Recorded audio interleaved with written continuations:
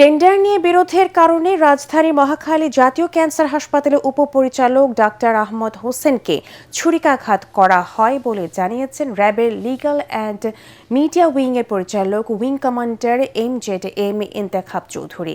20,000 টাকায় সন্ত্রাসী ভাড়া করে তাকে ছুরিকাঘাত করা হয় বলেও জানান তিনি। রাজধানী কারওয়ান বাজারের র্যাব মিডিয়া সেন্টারে এক সংবাদ সম্মেলনে এসব তথ্য জানানো হয়। সোমবার রাজধানী বনানী এলাকায় জাতীয় ক্যান্সার হাসপাতালের উপপরিচালককে ছুরিকাঘাতের ঘটনায় 5 জনকে গ্রেফতার করেছে র্যাব। এসব সন্ত্রাসীদের নামে একাধিক মামলা রয়েছে। উক্ত ঘটনায় জড়িতদের গ্রেফতারের লক্ষ্যে র্যাবের গোয়েন্দা বাহিনী সাথে সাথেই মাঠে নেমে যায়। আমাদের নজরদারি বৃদ্ধি করি এবং আমরা সাথে সাথেই যে তথ্য প্রমাণ হাতে পাই তার ভিত্তিতে আমাদের কাজ শুরু করে দিই। র্যাব 1 এবং র্যাব সদর দপ্তরের গোয়েন্দা শাখার যৌথ অভিযানে ঘটনার সাথে সম্পৃক্ত 5 জনকে গ্রেফতার করেছি। প্রাথমিক জিজ্ঞাসাবাদে জানা যায় যে জাতীয় ক্যান্সার হাসপাতালের বিভিন্ন কাজের টেন্ডার পাওয়ার বিরোধে এই ঘটনাটি ঘটেছে।